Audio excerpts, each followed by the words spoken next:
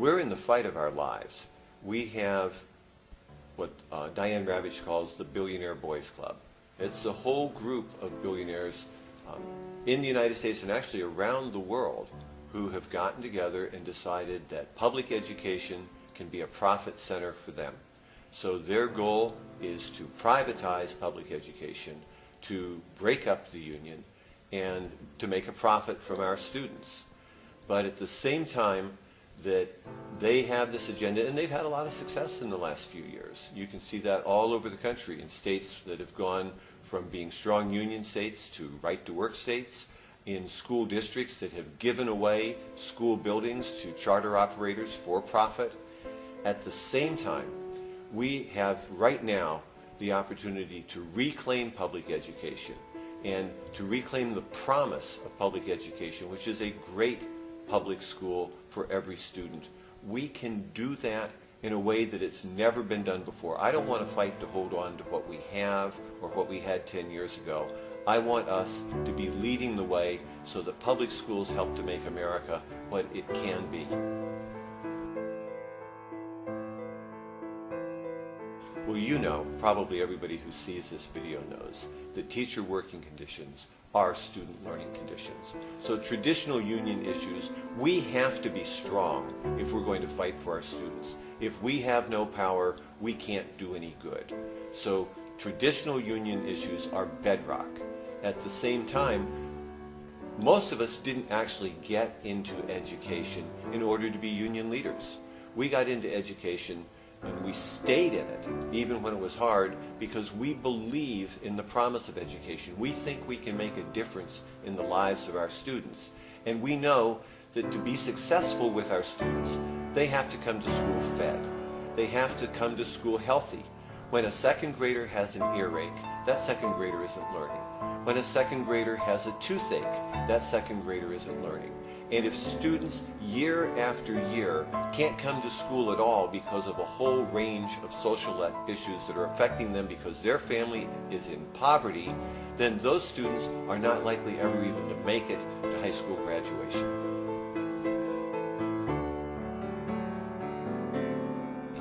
So I hope you've heard about the idea of student-centered, association-led education reform. We have these people that call themselves reformers, and they're not. People like Michelle Rhee, the word that applies to them is deformers.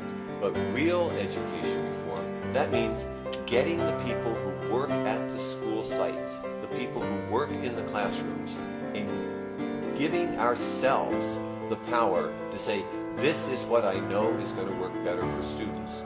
We have in our profession a tremendous amount of energy, enthusiasm, and professional knowledge and skill.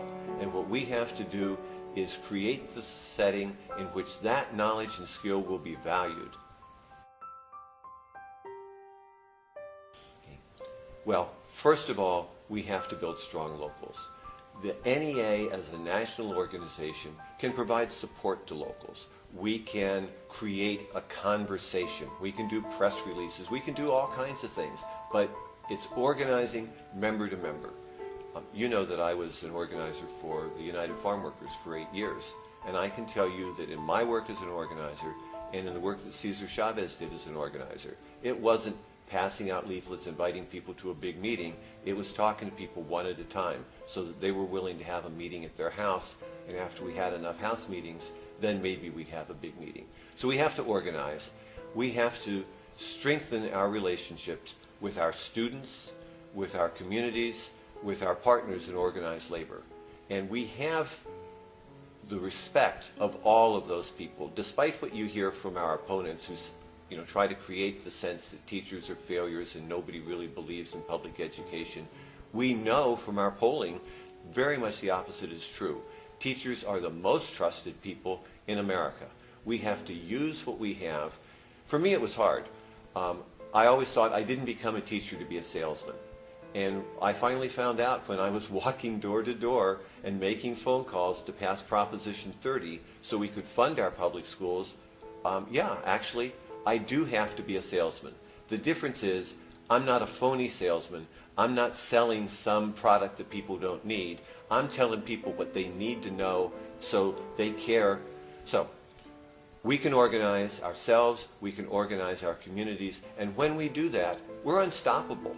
There is no force in the country, there is no combination of billionaires that can beat us.